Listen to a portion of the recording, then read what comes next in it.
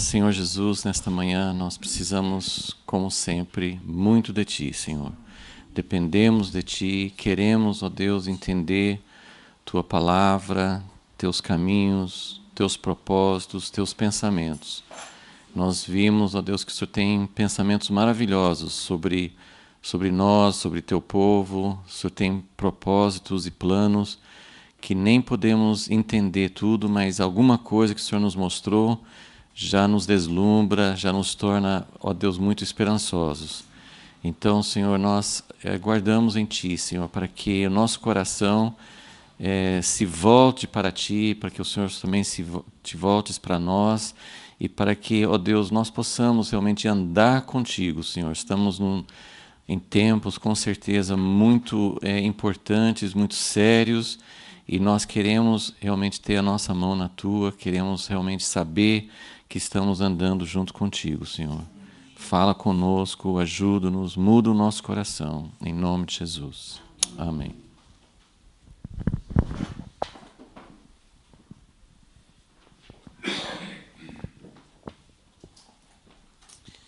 Bom, então, domingo passado nós já falamos um pouco sobre o diagrama. Isso que está na lousa é um pedacinho, só porque eu vou fazer algumas referências, mas é um pedacinho do diagrama que está na folha, que vocês receberam domingo passado. Nós estamos vendo essa parte da profecia de Jeremias.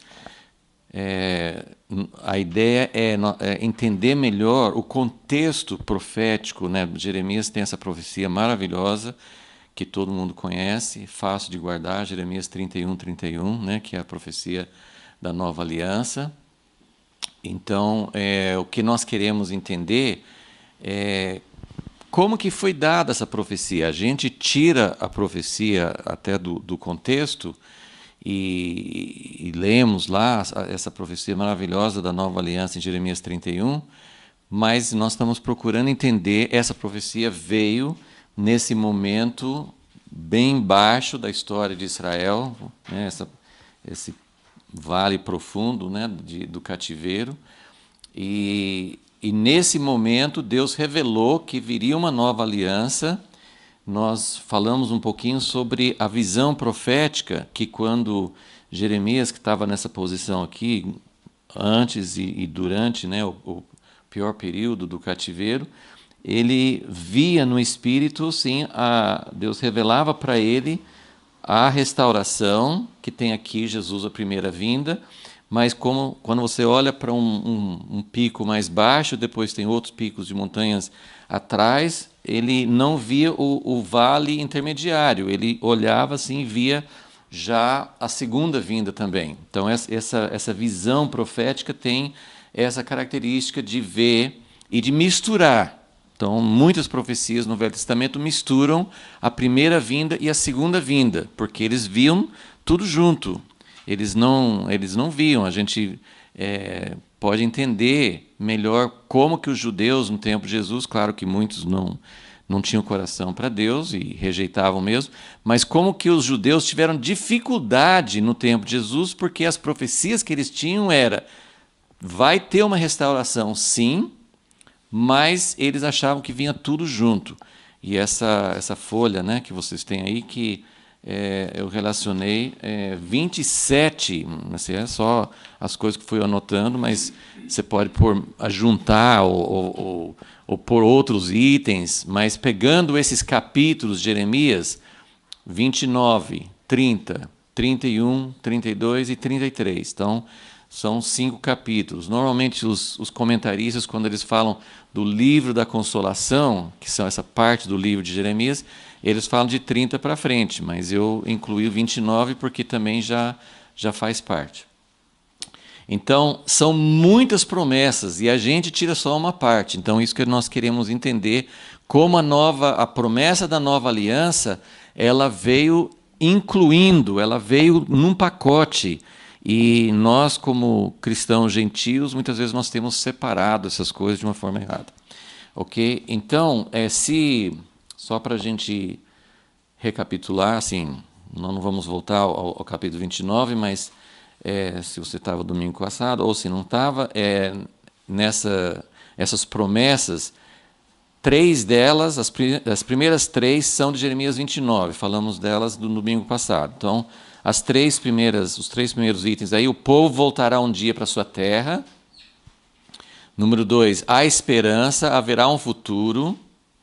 E 3, Deus ouvirá, ele será achado por eles. Tudo isso aí está em Jeremias 29, de 10 a 14, mais ou menos esses versículos aí. É uma carta que Jeremias escreveu para aqueles que já tinham ido para o cativeiro. Então, ele deu essas promessas. Fiquem firmes, podem construir casas, podem casar, podem ter filhos, podem se estabelecer, porque vai demorar 70 anos. Mas, terminados os 70 anos, vai haver retorno. Vai haver retorno, e então ele dá essas promessas. E o diagrama todo que vocês têm nessa folha mostra que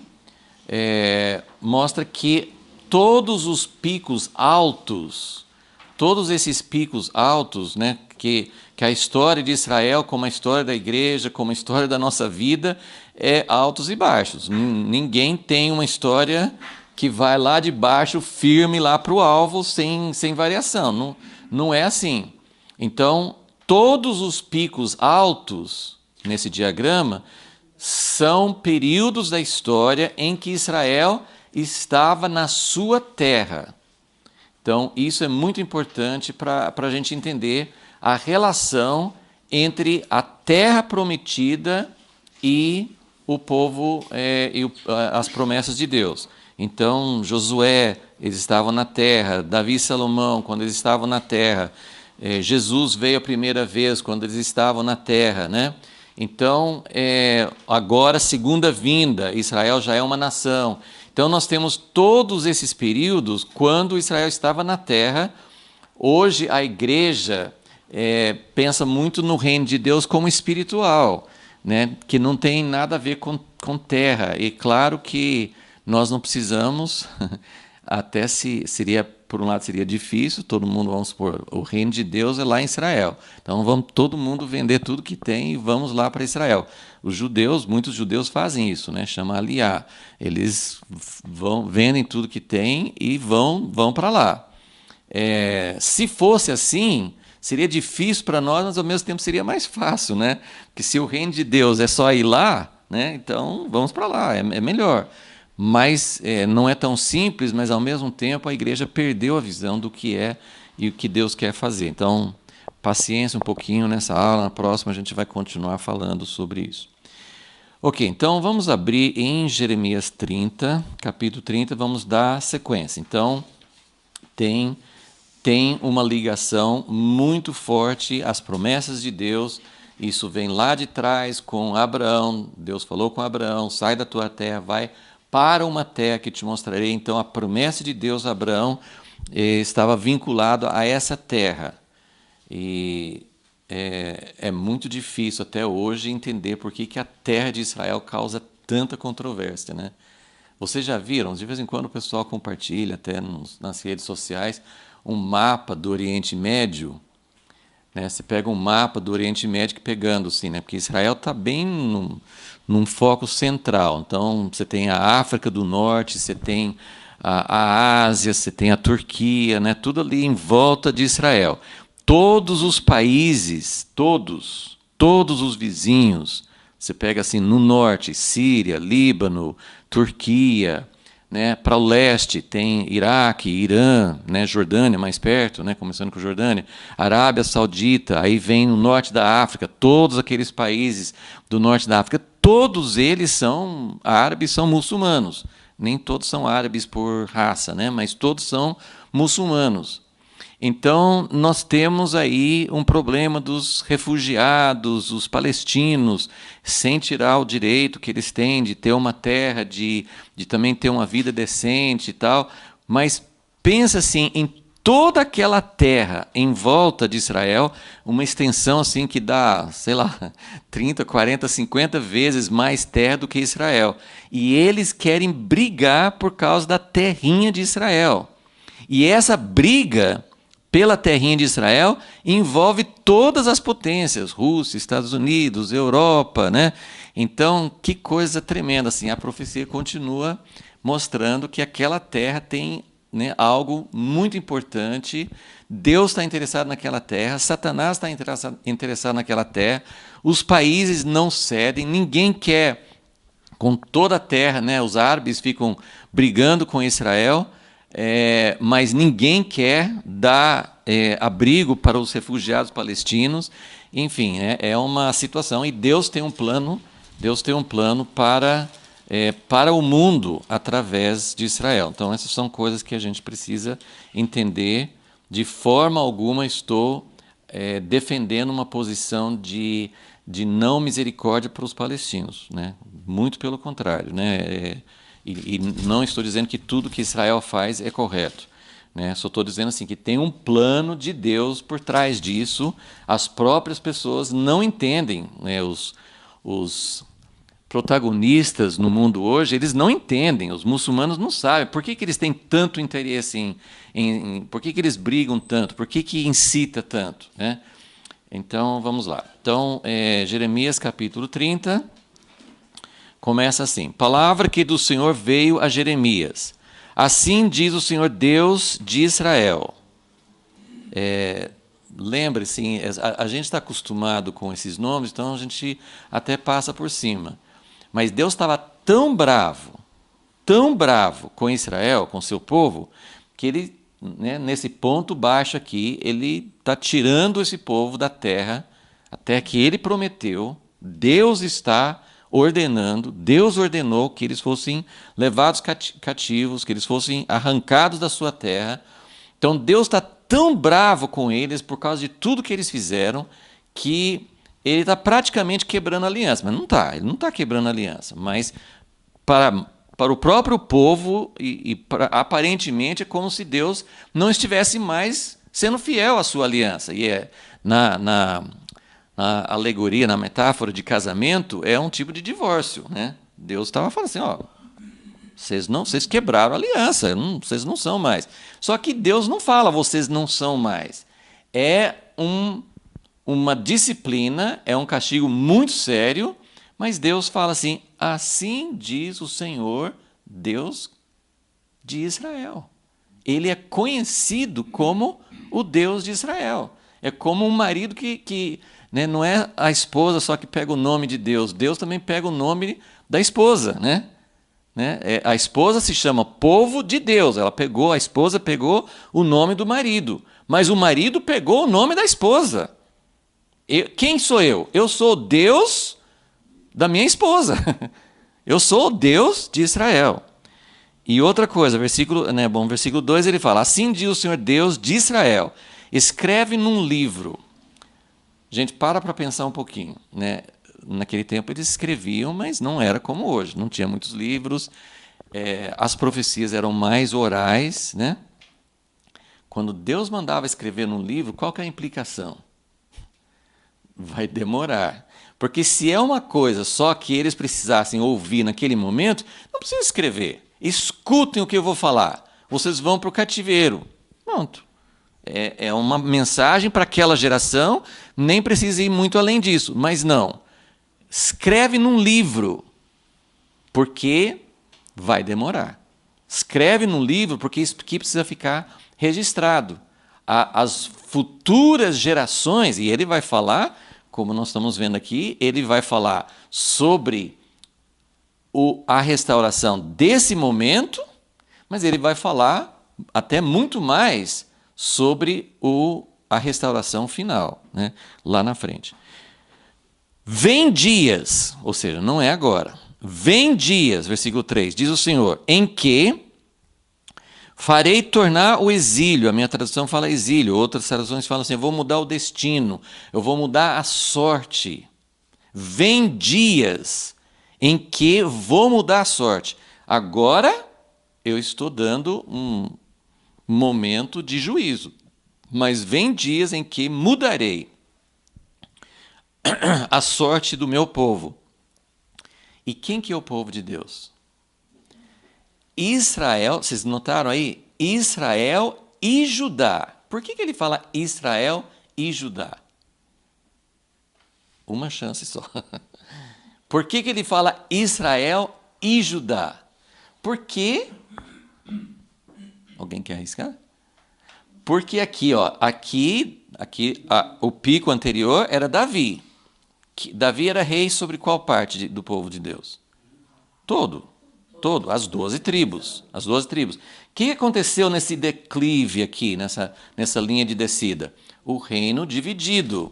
E o reino dividido era dividido entre Israel, as 10 tribos, e Judá, que era Judá e Benjamim, mas era chamado Judá. Agora, Israel, nesse momento que Jeremias está profetizando, onde estava Israel? As 10 tribos já estavam no cativeiro.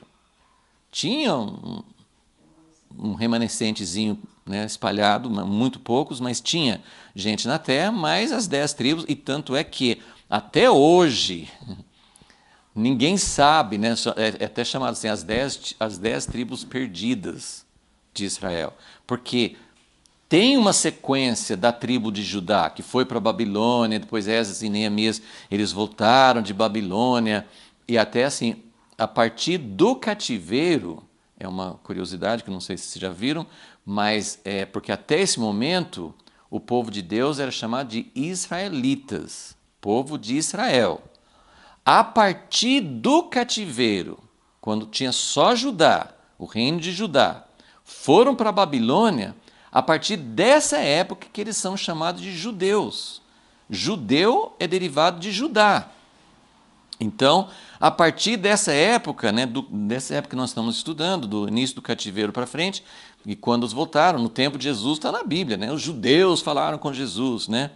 Então, a partir dessa época eles são chamados de judeus. Então, tem muitas teorias e muitas coisas loucas, né, que as pessoas falam, né? Os mormons nos Estados Unidos falam que eles têm lá umas coisas de genealogias trancados lá num lugar especial, que eles falam que eles são descendentes das 10 tribos. Tem gente que fala que os ingleses, os britânicos são descendentes das 10 tribos. Tem umas ideias muito estranhas, assim, até hoje, que circulam bastante, que todos nós que somos convertidos, na verdade, a gente não sabe, mas a gente é descendente das 10 tribos, né? Então, assim, tem muita coisa louca, mas aqui Deus está falando que a restauração que Ele promete é uma restauração que vai unir novamente. E isso representa o povo judeu, mas representa também o povo de Deus, que hoje nós fazemos parte desse povo. E Deus está falando assim, nessa restauração vai acabar divisões. Vai acabar o reino dividido, mas vai acabar essa divisão, porque os judeus se dividiram em duas partes, né? Agora nós, que somos melhores do que os judeus, né? Os cristãos são bem melhores que os judeus, pensem quantas divisões nós criamos, né? O nosso reino dividido hoje só tem, né, estimativas bem conservadoras, assim, tipo 30, 40 mil divisões, denominações diferentes. Isso sem contar, ninguém sabe contar esses grupos independentes, que hoje tem grupos independentes que ninguém nem sabe quem são e que existem, né? Então, Deus vai restaurar de tal forma que não vai existir. Eu vou restaurar, assim, vou fazer voltar o exílio, ou a sorte do meu povo, Israel e Judá. Deus não está desautorizando, Deus não está se desligando nem de Israel e nem de Judá. Tornarei a trazê-los à terra que dei a seus pais. Observem o quanto, depois no final, não de hoje, né, mas no final desse capítulo que nós estamos estudando, eu vou mostrar assim, algumas conclusões. Mas lembre assim, a terra de Israel é fundamental. Isso é coisa do Velho Testamento, mas também, faz parte também, como a gente, né, vai continuar vendo, faz parte também da restauração final. Então, vou tornar a trazê-los à terra que dê a seus pais e a possuirão, diz o Senhor. Versículo 4. São essas as palavras que diz o Senhor acerca de Israel e de Judá. Outra vez, ele fala das duas partes. Assim diz o Senhor, ouvimos, Deus falando, Deus vê todas as coisas, mas Deus está falando, ouvimos, que, né, se colocando no lugar do povo. Ouvimos uma voz de tremor, de temor, mas não de paz. Perguntai e vede se um homem tem dores de parto.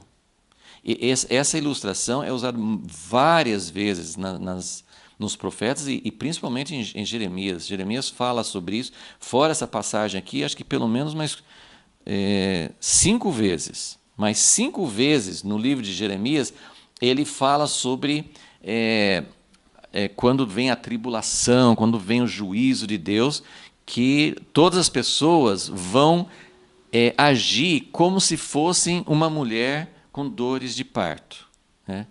Hoje não são nem todas as mulheres que têm dores de parto, né? São poucas as mulheres que têm parto normal, né? Então poucas mulheres também sabem o que é realmente a dor de parto, mas é sempre considerado assim como a dor máxima. Assim, quando você quer falar o que é uma dor máxima, o que é, né, assim, um padrão, assim, né? Uma dor como isso, uma dor como aquilo. O que é a dor máxima? É a dor de parto.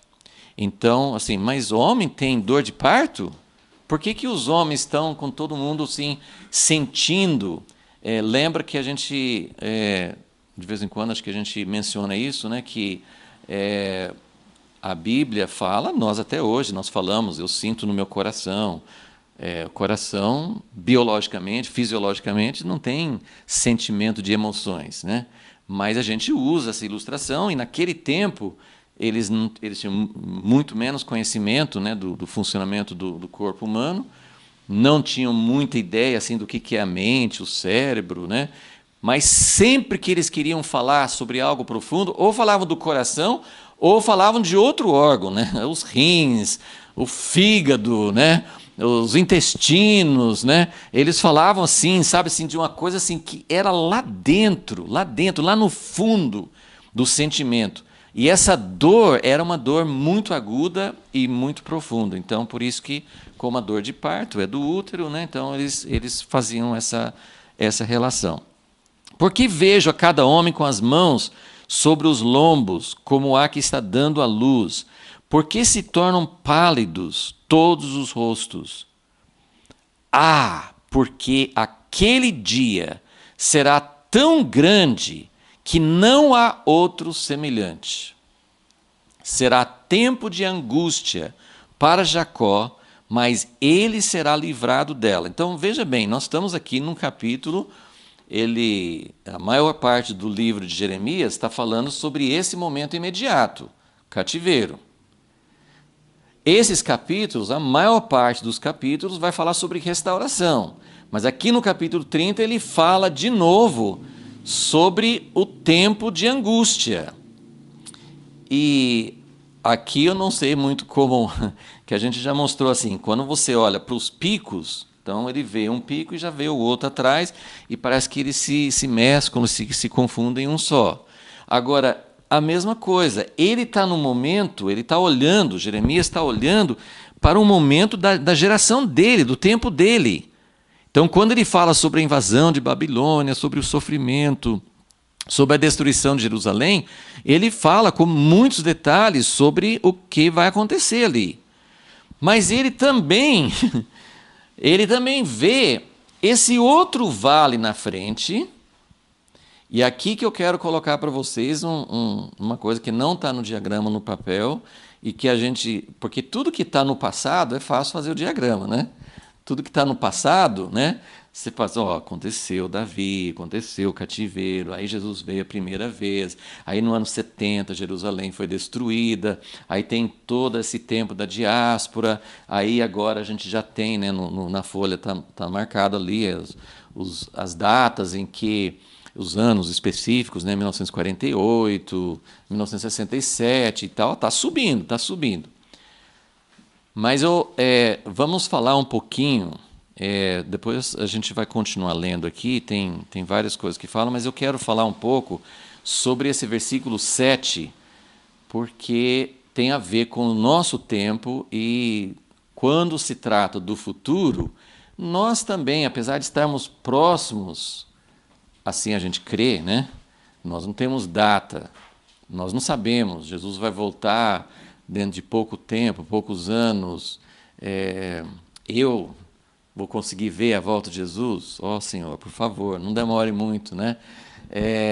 Eu tenho um amigo que é um pouco mais novo do que eu, né? E ele tem certeza, ele acha que Deus revelou para ele, não sei, nunca perguntei exatamente como, de onde que veio, mas ele fala com muita convicção, né? Ele acho que tá na faixa de 50 e poucos anos, né? Então ele fala assim: eu não vou morrer, eu vou ver a volta de Jesus. Acho que quem está um pouquinho mais dá para ir de carona, né? Não necessariamente, mas pode ser, né? Mas nós não sabemos, nós não sabemos. E aí vem a incredulidade, porque há 100 anos, há 200 anos tinha gente que falava isso, né? Então, baseado no meu sentimento, baseado em alguma intuição, não, isso não é suficiente. Mas existem muitas outras coisas, toda essa história de Israel na terra, porque mesmo que as pessoas pegam Mateus 24, tem vários sinais e tal. Mesmo aqueles sinais, por exemplo, se você olhar, perseguição, poxa, já houve muita perseguição, está havendo muita perseguição, mas até que ponto que a perseguição de hoje é mais do que anteriormente?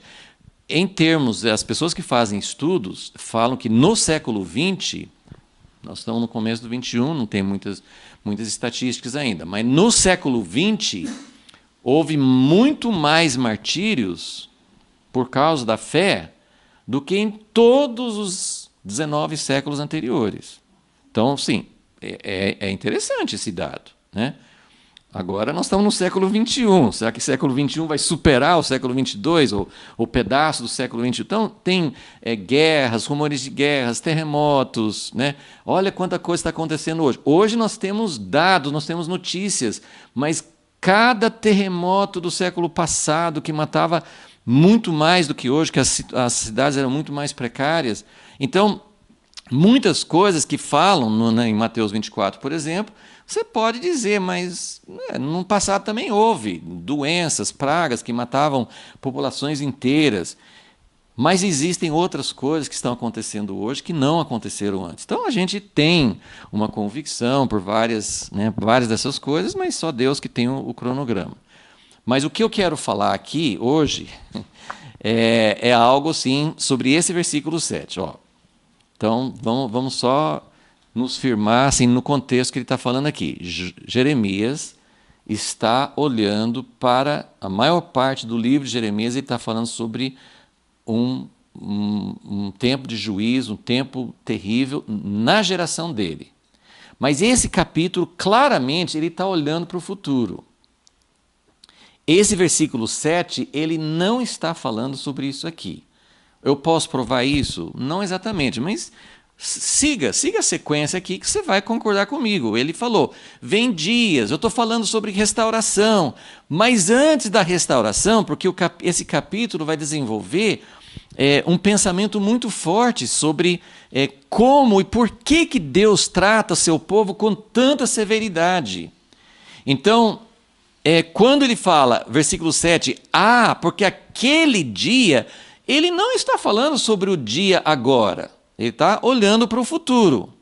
Ok, então, depois, não sei se vai dar tempo, mas a gente conhece, né? Jesus falou em Mateus 24 também. Naqueles dias vai haver uma tribulação, como nunca antes. Não é isso que ele está falando aqui? Porque aquele dia será tão grande que não há outro semelhante. Não há outro semelhante. Que tem algo futuro, só guardem o seu lugar aí em Jeremias, para provar que tem um outro tempo de grande angústia, passado, é fácil. Vamos para Daniel. Daniel, capítulo 9.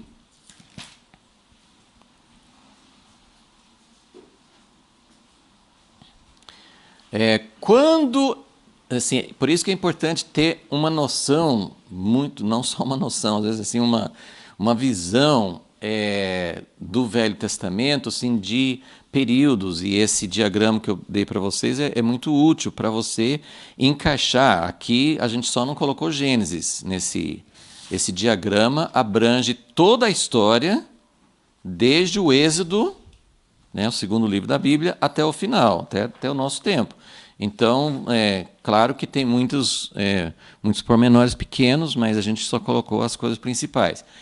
Mas, em se tratando de coisas passadas, como eu falei, é fácil. Mas onde que está Daniel aqui? Onde que está Daniel nessa história? Daniel, ele é contemporâneo de Zorobabel, lá na sua folha, ó, Zorobabel. Ele era contemporâneo de Jeremias, mas era muito jovem. Sabe aquele primeiro capítulo de Daniel que tinha uns jovens que foram levados para a Babilônia e eles não se contaminaram com as comidas? E isso sim, isso era bem no tempo de Jeremias. Mas Daniel foi para a Babilônia como jovenzinho. Ele foi como jovem, enfrentou essa situação, viveu todo o tempo dos 70 anos de cativeiro. Mas aí em capítulo 9, fala assim, no primeiro versículo, no primeiro ano de Dario, filho de Assuero, da nação dos Medos, o qual foi constituído no primeiro ano do seu reinado, eu, Daniel, entendi pelos livros que o número de anos de que falou o Senhor ao profeta Jeremias, que haviam de transcorrer sobre as desolações de Jerusalém, era de 70 anos. E quando ele fez essa oração, o que ele estava dizendo? Senhor, já deram as 70, já passaram 70 anos. Já acabou, é tempo, o Senhor prometeu. Então, Daniel está, nessa época de Daniel, Jeremias já tinha falecido, porque Jeremias era bem mais velho. Então, Jeremias não está mais aqui. Nesse capítulo 9 de Daniel, era o final do período do cativeiro.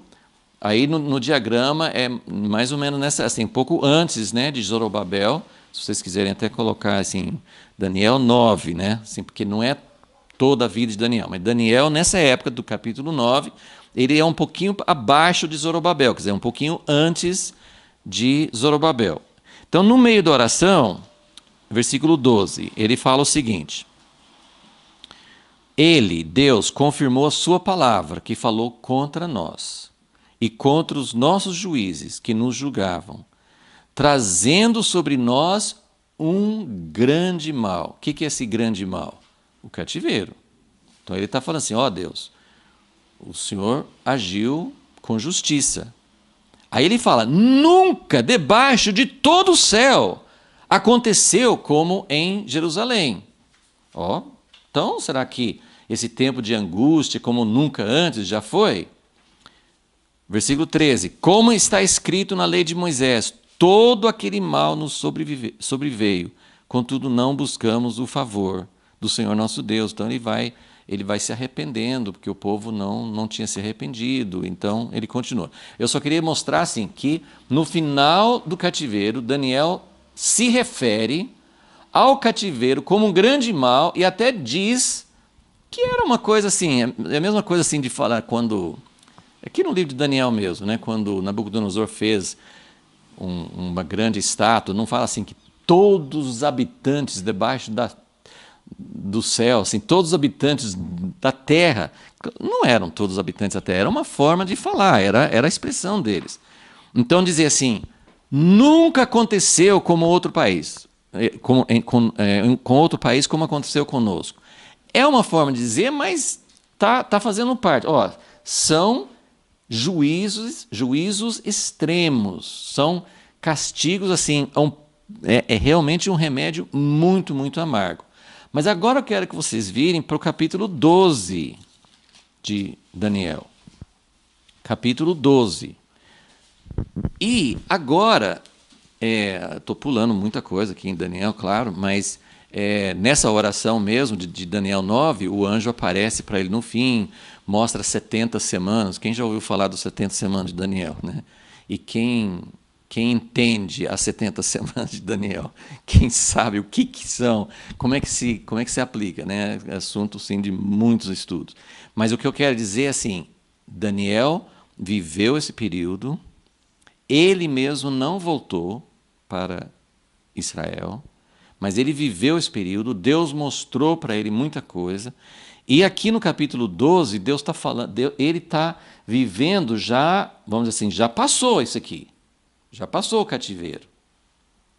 Os últimos capítulos de Daniel são profecias dadas num período em que o povo já estava. Alguns, né, um remanescente, mas alguns já estavam na terra prometida. E aí olha aqui que fala no capítulo 12, versículo 1. Nesse tempo se levantará Miguel, o grande príncipe, que protege os filhos do teu povo, e haverá, oh meu Deus, haverá um tempo de angústia qual nunca houve. Então eles passaram por um tempo de angústia qual nunca houve, ou seja, vai ter um tempo pior ainda. É um tempo de angústia qual nunca houve, desde que houve nação até aquele tempo.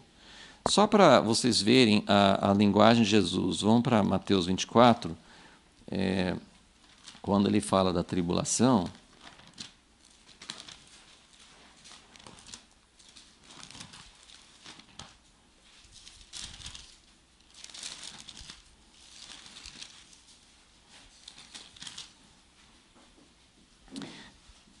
Tem gente que acha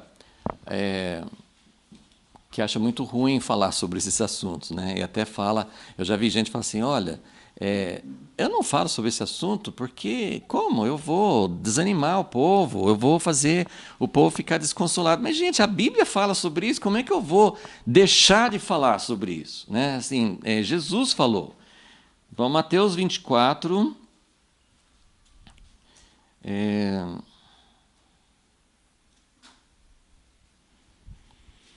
versículo 21. Pois haverá então, agora quando que Jesus está falando? Jesus está falando aqui. Então já passou o cativeiro, ele está falando, mais ou menos, inclusive ele faz referência a Daniel. Então o que Daniel viu no futuro, Jesus também está dizendo, ó, vem um período muito duro pela frente. Então haverá então grande aflição, ou grande tribulação, como nunca houve, desde o princípio do mundo até agora, nem haverá jamais. Ok, então, qual que é a nossa conclusão? De que quando Jeremias estava profetizando, ele estava falando, né, sobre um tempo de angústia, que não era esse cativeiro aqui. Agora a pergunta é a seguinte, mas então, Jesus falou muitas coisas que ele fala em Mateus 24, Lucas, né? Muitas coisas se referem realmente a esse período de 70, do ano 70, que foi depois de Jesus. Então, no ano 70, e aí a gente tem descrições muito detalhadas daquele historiador judeu contemporâneo, Joséfo, que ele descreveu isso aqui. E é coisa assim que... naquele tempo eles não faziam filmes, né? Mas tem filmes que a gente não gosta de ver, porque é muito sofrimento. Agora, tem descrições, você lê o livro, também é difícil ler, porque vai descrevendo, coisa assim que, é inconcebível, tanto sofrimento, chegar nesse ponto. Agora, a pergunta é, depois desse tempo aqui, o povo judeu e também diversas situações do mundo já passaram por coisas, é difícil comparar, mas pelo menos em números, o Holocausto foi pior do que isso aqui. Em números, tipo de sofrimento, pelo menos comparável, talvez pior. Agora, a questão é a seguinte... Será que vai haver um outro tempo de angústia? Esse aqui não está no seu diagrama, eu coloquei aqui, se você quiser marcar aqui junto, sim, é lá na subida, depois, né, a última coisa que a gente tem no diagrama é Jerusalém, volta aos judeus em 67. Acima disso, antes da vinda de Jesus, será que vai ter um outro tempo de angústia? Não só para os judeus, talvez para o mundo inteiro, vários, né? Não são todos, tem muitas opiniões diferentes sobre a escatologia, sobre o futuro. Tem a ideia assim, que é chamada assim, de dispensacionalismo, que é a predominante até hoje, né? Acho que na maioria das igrejas, só que assim, entre os teólogos está mudando muito, mas assim, entre as igrejas, entre assim, o povo, os pastores, né, o que é ensinado, o que é entendido, a maioria das igrejas no Brasil, mas acho que em muitos lugares, talvez nos Estados Unidos também, em outros lugares, a maioria ainda adere à ideia assim, de que, bom, a igreja não vai passar por isso. A igreja não vai passar, a igreja vai ser arrebatada antes, mas os judeus vão ficar. Mas muita gente mesmo, assim, talvez não em termos de maioria, mas existem, não é um ou outro só, tem muitos estudiosos, muitos teólogos, muitos homens e mulheres de Deus, muita gente está entendendo que isso não tem fundamento bíblico. Mesmo porque assim, essa ideia assim, de Jesus voltar secretamente para arrebatar e depois ele vir visivelmente não tem um bom fundamento bíblico. Então é uma ideia, até para você ter uma ideia assim, não, essa ideia não surgiu de estudo bíblico. Essa ideia surgiu de uma visão que uma moça teve no século XIX, no início do século XIX, uma moça teve uma visão. E a partir dessa visão que eles começaram assim, a encaixar alguns versículos, alguns textos bíblicos, né? 2 estarão no campo, um será tomado e outro deixado, textos assim, mas na verdade assim, não tem fundamentação bíblica. Então é algo que muita gente assim, séria, muita gente está estudando. Não estou dizendo que quem crê assim não é um estudante sério da Bíblia. Eu conheço gente muito profunda na palavra que crê assim. Mas minha conclusão é que isso não tem fundamento. Ok, é um assunto vasto, mas o que eu quero colocar para vocês, primeiro nós vamos ler mais 2 textos no Velho Testamento. Zacarias, capítulo 13. Quem que é Zacarias? Todas essas coisas assim, a gente precisa. Existem alguns profetas que a gente não tem muita noção. Por exemplo, o profeta Joel, a gente não tem uma ideia muito precisa de quando que Joel profetizou. Mas Zacarias nós sabemos. Zacarias ele é um profeta que veio no tempo de Zorobabel. Então ele é junto com Zorobabel nessa linha do diagrama, né? Zacarias então está profetizando depois do cativeiro e depois do povo já estar na terra e já tinham reconstruído o templo. E a descrição no Velho Testamento mais vívida, mais clara da volta de Jesus está em Zacarias 14, versículo 4. Mas isso não é o nosso assunto agora, mas só para vocês entenderem que Zacarias ele tá olhando aqui, ó. Ele está na subida desse pico aqui. Zacarias teve várias profecias do Messias. Mas ele está olhando também nesse pico e vendo lá na frente, porque a profecia de Zacarias é da segunda vinda, muito claramente em Zacarias 14. Então, eu só queria que vocês vissem no capítulo 13 o que ele fala. 13, versículo 8. Vamos começar no versículo 7, só para vocês verem como essa profecia também mistura as duas vindas. Ó espada, ergue-te contra o meu pastor e contra o homem que é o meu companheiro, diz o Senhor dos Exércitos. Fere o pastor e espalhar-se-ão as ovelhas. Vocês lembram desse texto? Vocês lembram quando que isso foi citado no Novo Testamento? Foi citado por Jesus. Quando todo mundo estava abandonando ele no fim, ele falou assim, está escrito, fere o pastor e as ovelhas vão ser dispersas. Então, o Zacarias está olhando para Jesus na primeira vinda. Fere o pastor, espalhar-se-ão as ovelhas. Primeira vinda. Mas olha só o que ele fala. Versículo 8. Em toda a terra, diz o Senhor, as 2 partes dela, das ovelhas, serão extirpadas e expirarão, mas a terceira parte restará nela. Farei passar esta terceira parte pelo fogo e a purificarei como se purifica a prata, e a provarei como se prova o ouro. Ela, essa terceira parte, invocará o meu nome, eu a ouvirei, Direi, é meu povo, e ela dirá, o Senhor é meu Deus. Lembra que eu falei domingo passado? Essa profecia de ele será o meu povo e eu serei o seu Deus. Isso é a promessa de Deus, isso é o alvo de Deus. O alvo de Deus não é ele e você com sua mansão particular lá no céu. Esse não é o alvo de Deus. O alvo de Deus é Deus habitando com seu povo na terra, e é um povo coletivo. O templo de Deus é o povo e não é um amontoado de gente independente. Para Deus habitar no seu povo, nós precisamos ser ligados um ao outro. Efésios 2 fala, vocês estão sendo construídos ligados um ao outro como um templo, como qualquer construção, um tijolo amarrando com o outro. Então, o alvo de Deus não é um monte de gente independente. Hoje nós temos, mais do que nunca, pessoas desiludidas com a igreja, que creem em Deus, tão desiludidos, não fazem parte de nada, mas mantêm a fé em Deus. Antigamente, quem lembra um pouquinho assim, a gente falava muito dos desviados. Quem que era o desviado? É aquele que saía da igreja e voltava para beber e fazer um monte de coisa ruim e tal. Hoje tem muita gente que sai da igreja, está sozinho, mas não tá longe de Deus, tá? Né?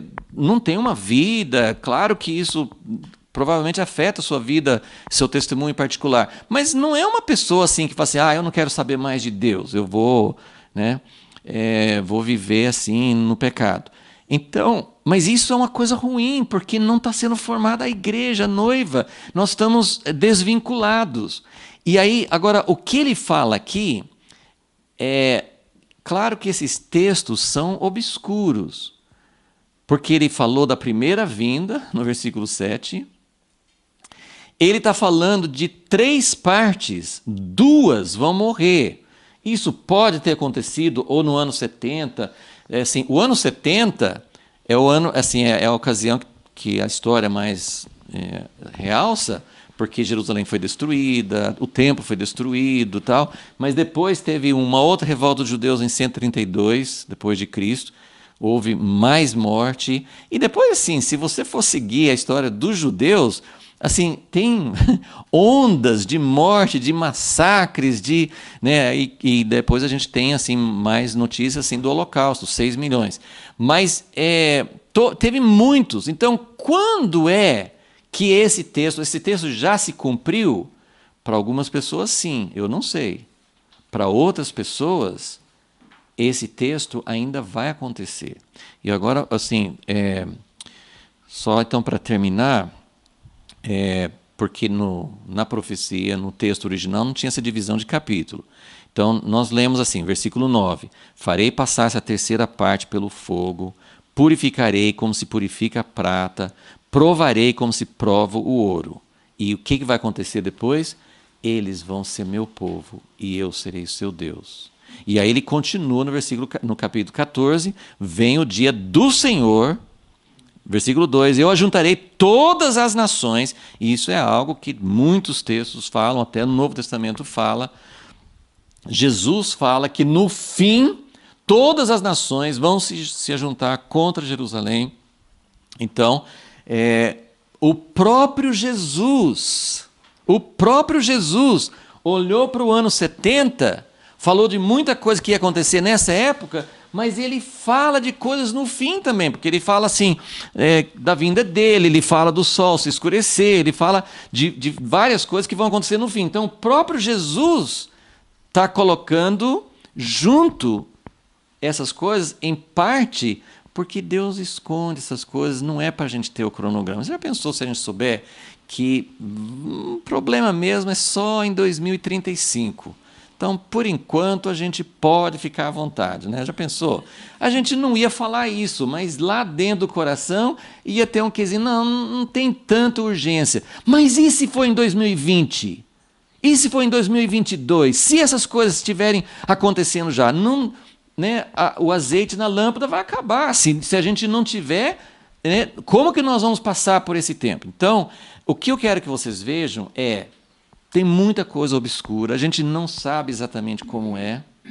Nós vamos continuar ainda, não estou finalizando a aula agora, né? Mas nós vamos continuar nas próximas aulas falando sobre esse contexto. Eu quero que vocês vejam a nova aliança dentro de todo esse contexto que Jeremias está profetizando. Mas eu parei no versículo 7, né? Jeremias 30, versículo 7, o tempo da angústia de Jacó, porque pode ser que ainda aconteça alguma coisa muito séria. Vamos para Malaquias, que é outro profeta desse tempo final, é só virar umas páginas para frente. Malaquias 3 tem também uma profecia que mostra, tem um princípio aqui. A gente não tem a cronologia, mas tem um princípio que eu quero que vocês enxerguem. Olha aqui, Malaquias 3, versículo 1. Vede, eu envio o meu mensageiro, que preparará o caminho diante de mim. Tinha um mensageiro antes da primeira vinda de Jesus? João Batista. Mas continue lendo aqui que você vai ver que o contexto aqui não é a primeira vinda. Claro que João Batista cumpriu essa profecia também. Então, outra vez nós temos muitos paralelos, muitas profecias, né? Eis que envio o meu mensageiro, que preparará o caminho diante de mim. De repente virá ao seu templo o Senhor, Jesus, a quem buscais, o mensageiro da aliança. Agora ele está chamando Jesus de mensageiro. Gente, Deus não podia deixar as coisas um pouco menos confusas. Ele chama um mensageiro que vem antes de mensageiro, né? Ele chama Jesus de mensageiro. Vem o Senhor, a quem buscais, o mensageiro da aliança, porque Jesus, ele é um ministro da nova aliança. Então ele é chamado mensageiro, mas ele é o próprio Deus. A quem desejais, ele vem, diz o Senhor dos Exércitos. Agora, ele está falando da primeira vinda ou da segunda? Versículo 2. Mas quem suportará? Isso não é coisa da primeira vinda, porque todos puderam suportar o dia da primeira vinda. Jesus veio, curou, consolou, né? Falou de misericórdia.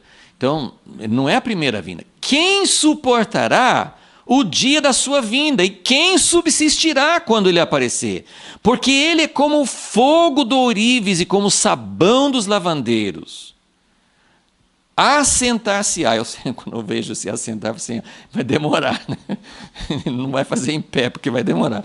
Assentar-se-á como fundidor e purificador de prata. Purificará os filhos de Levi e os refinará como ouro e como prata. Vocês lembram disso em Zacarias? Né? Então, as tribulações, o tempo de angústia é para nos purificar.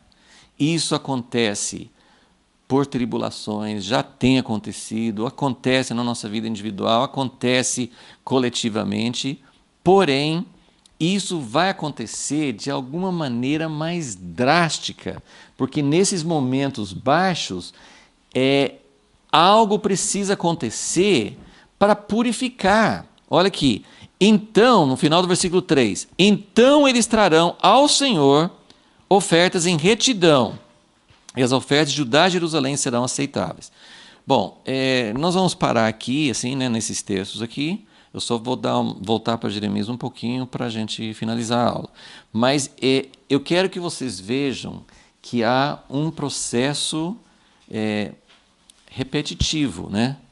Esses ciclos, eles se repetem em graus maiores. Então, o cativeiro de Babilônia foi um ciclo assim. Qual que foi o propósito? O que Deus conseguiu com o cativeiro babilônico? O que aconteceu na história? Até o cativeiro, os profetas só falavam de idolatria. Vocês me abandonaram, vocês estão seguindo outros ídolos. Depois do cativeiro, mesmo no tempo de Jesus, Jesus não veio e falou assim, vocês estão com ídolos. Não, Jesus não falava sobre isso. Por quê? Porque não tinha mais. De fato, não foi ainda a mudança de coração que Deus queria. Mas, de fato, depois do cativeiro babilônico, nós não temos mais notícias do povo da nação do remanescente, os que continuaram assim na terra, do povo judeu, de terem sido idólatras. Então o que ele está dizendo assim, eu vou purificar. A angústia, a tribulação, o juízo, a correção, realmente purifica. Seria bom que tivesse um método. Será que Deus não consegue inventar um método? Né? Assim, na medicina eles inventaram muita coisa. Né? Anestesia, já pensou? A medicina sem anestesia? Já pensou?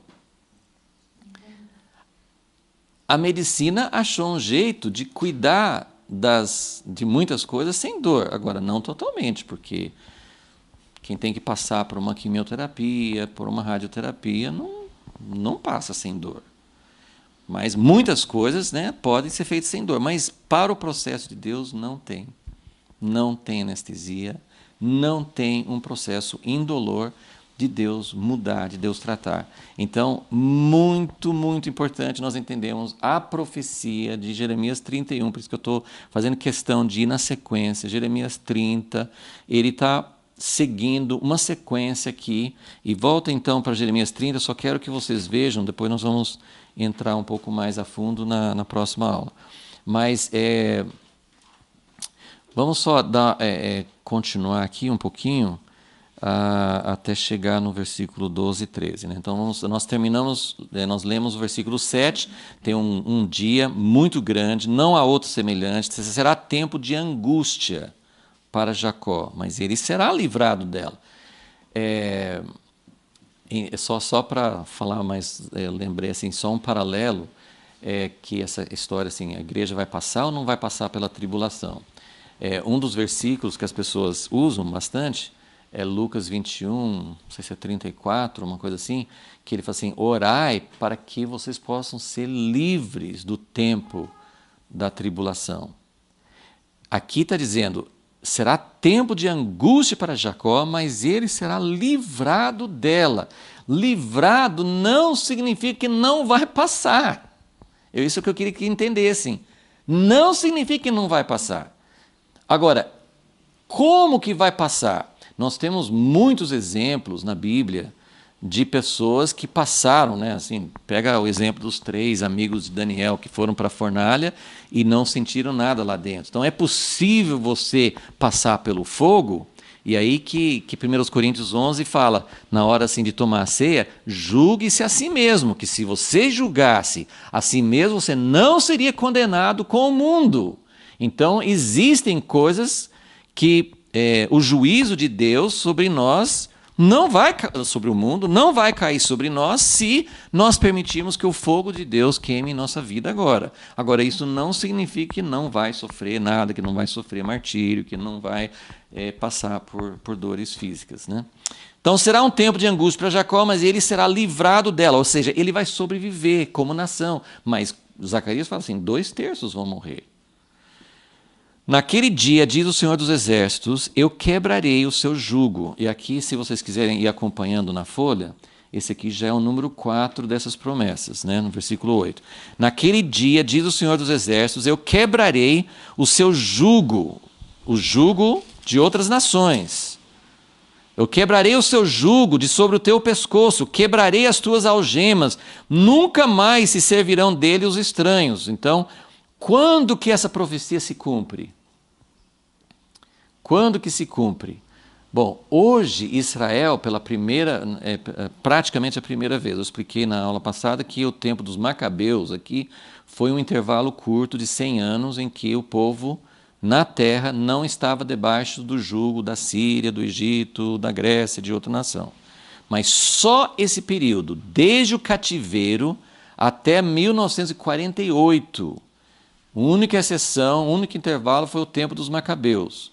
Todos os outros períodos, os judeus estavam debaixo da escravidão de outros países, de outras potências. Então ele diz que naquele tempo eu vou quebrar o seu jugo. Isso talvez esteja começando a acontecer. Só que, vamos continuar lendo. Quebrarei as tuas algemas, nunca mais se servirão deles os estranhos. Versículo 9. Antes ele servirá ao Senhor seu Deus, como também a Davi, seu rei, que lhe levantarei. nós temos um rei. Quem que é o descendente verdadeiro de Davi? É o rei Jesus. Jesus está reinando lá em Israel, sobre o povo de Israel? De forma nenhuma, né? De forma nenhuma.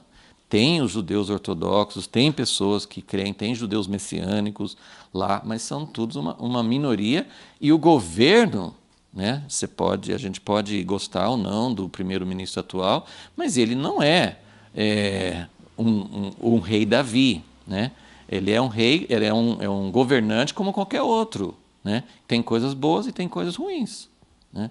E às vezes, dependendo do seu ponto de vista, tem mais coisa ruim ou tem mais coisa boa. E, né, nós temos muitos pontos de vista diferentes, mas não é o rei Davi. Então essa parte aqui não se cumpriu ainda, né? Tá, esse aqui é o item 5 na folha, né?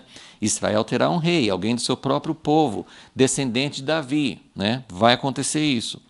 Versículo 10. Portanto, não temas, ó Jacó. Não é engraçado assim? Deus fala assim: vocês vão passar por um tempo de angústia, como nunca antes, como nunca houve. Mas não temas, não temas, não fique com medo, né? Mas é verdade. Se nós, isso vale para nós, se nós estivermos ao lado de Jesus, nós não precisamos temer. Agora, Jesus, o Filho de Deus, estava em angústia no jardim do Getsemane. Então, entende-se? Então, mas Jesus falou assim: ó Pai, eu entrego a Ti meu Espírito. Então, ele estava junto com ele, né?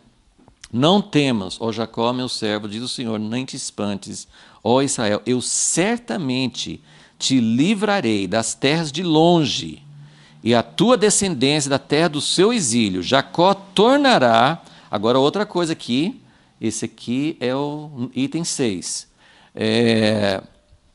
Jacó tornará, descansará, ficará em sossego e não haverá quem o atemorize.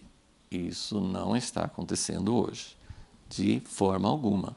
O povo judeu, o povo árabe, quem habita em Israel, vive debaixo de medo o tempo todo. Se as sirenes tocarem, eles têm que ir para um refúgio. Então, assim, eles vivem, claro, tem lugares assim que eles estão em relativa segurança, não ficam assim, mas as pessoas que vivem perto da faixa de Gaza ou perto da fronteira com a Síria estão sempre em estado de alerta. Então, isso não aconteceu ainda. Versículo 11. Eu sou contigo, diz o Senhor, para te salvar. Embora eu dei fim a todas as nações entre as quais te espalhei, a ti, porém, não darei fim. Castigar-te-ei com medida, de todo não te terei por inocente. Ou seja, vocês são meu povo, eu vou julgar, eu vou purificar, mas vocês vão ser purificados e vão se tornar meu povo, ok? Agora, só quero dar uma introdução, que esse é o assunto da próxima aula, versículo 12. Assim diz o Senhor, o teu ferimento é incurável. Já pensou Deus falar assim? Você está com uma... Deus falar com a gente. Você tem uma doença. E a sua doença não tem cura. É o médico que fala assim, pode ir para casa, né, desenganado, não tem cura. Deus falou isso com eles. O teu ferimento é incurável, a tua chaga não tem remédio. Então, só que vocês já estão vendo no número 7 aí que depois ele vai falar que essa ferida vai ser curada. Mas isso aí nós vamos continuar na próxima aula. Mas faz parte desse contexto, né? Por que precisa ter um tempo de angústia? E eu só queria que também, assim, sempre essas profecias têm muito a ver com o povo de Israel, com o propósito de Deus, para a terra de Israel, para o povo de Israel. Mas, claro que tem muita ligação conosco. Nós fazemos parte do povo de Deus através da fé.